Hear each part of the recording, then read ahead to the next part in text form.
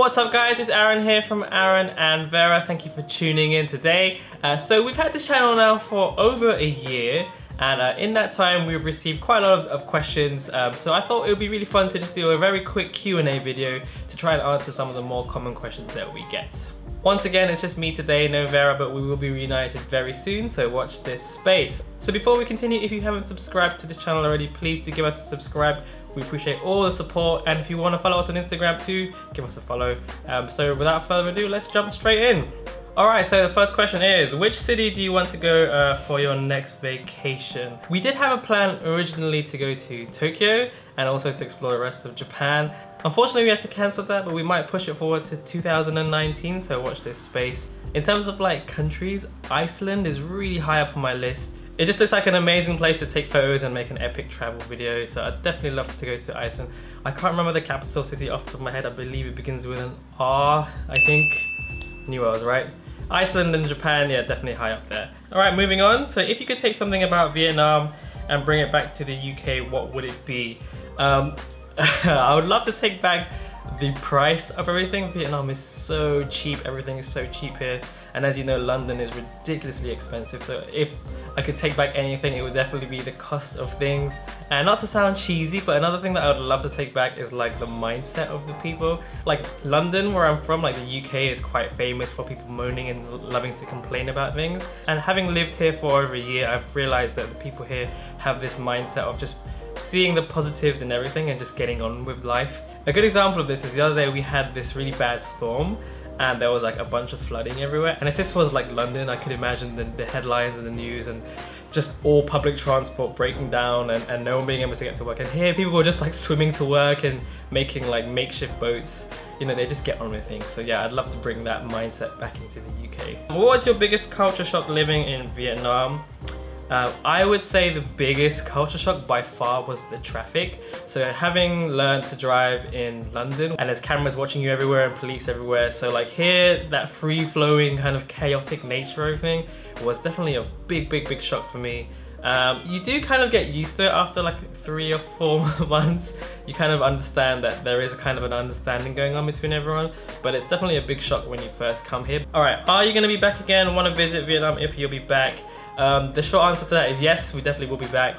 There's a ton of places in Vietnam we still haven't visited. So for example, Sapa, some other places up in the north, Ha Giang, I'm sorry, I can't pronounce that. Would love to visit there and just revisit some of the places that we've been to already.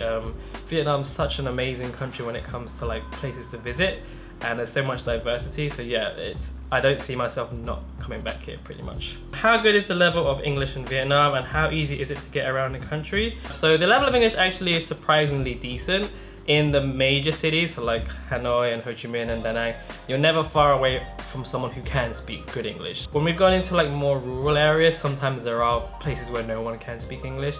Generally speaking, if you're going somewhere where there are some tourists, there will be someone who can speak English.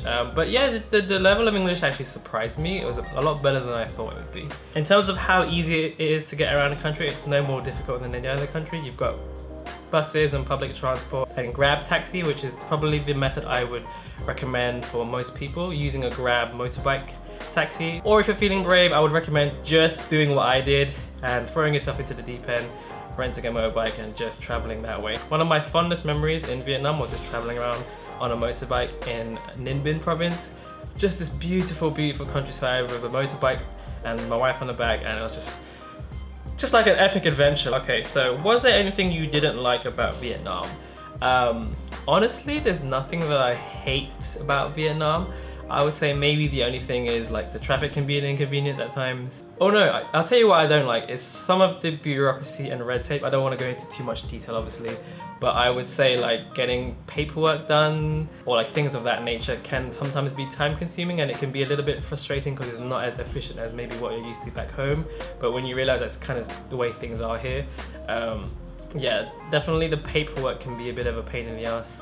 But other than that, no, there wasn't really anything that I hated about Vietnam or disliked. Any tips on growing your channel?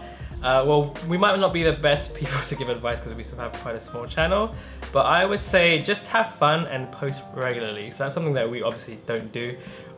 very sorry about that. We definitely will start posting more regularly in the future.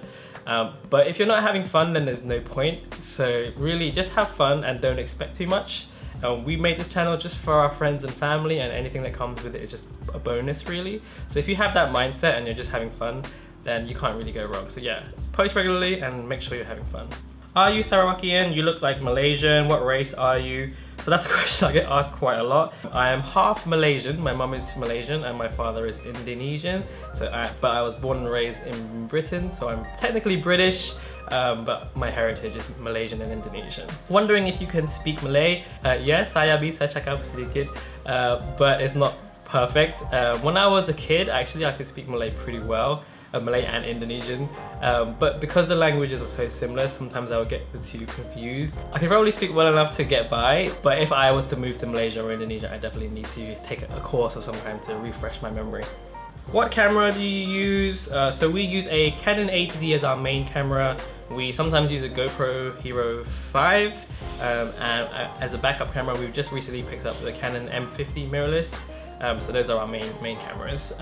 We do have a travel gear video, I'll link it somewhere here, which you can watch if you want to see that in more detail. The 80D is a little bit out of my price range. Can you recommend something around £500? The entry-level Canon cameras are pretty good if you're trying to just get into photography and filmmaking. I think it's the T6i, it's known internationally. The M50, which I mentioned, is also a good camera for the price. I think you can probably get away with £500 if you buy it on eBay or something like that. And there's the Sony a6000, is also a pretty good camera for the price. The only advice I would say is, if you're gonna buy a new camera, usually the kit lenses that come with the camera are pretty bad. Save yourself a little bit of money, get the camera and change the lens, buy a different lens for it. Do you recommend for tourists to come during the Lunar New Year?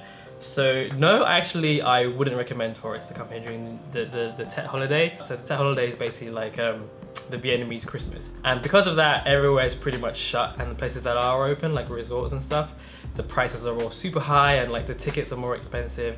So I wouldn't recommend coming here for Tet, unless you know someone here already who can take you around and offer you somewhere to stay. But if you're coming here for the first time, you're traveling alone, I would probably wait for after the Tet holiday is finished. Alright, so let's do one more question. Are you guys planning to stay in Ho Chi Minh City long term? We definitely love Ho Chi Minh City and we've loved our time here. But in the future, we would like to sort of explore the rest of Southeast Asia as well. So I'm not sure exactly where we'll be in 2019. Possibly Malaysia, possibly Indonesia, possibly somewhere else in Vietnam, possibly Ho Chi Minh City, who knows. Okay, I don't want to make this video too long, so I think we'll probably end it there for now. If you have any other questions about living in Vietnam or traveling in general, feel free to ask us a question in the comments section below. If you like this video, please hit the like button and subscribe if you loved it. We really do appreciate all the support, and also give us a follow on Instagram as well. So that's pretty much it for this video. So anyway, thank you so much for watching. We'll see you guys on the next one. All right, peace.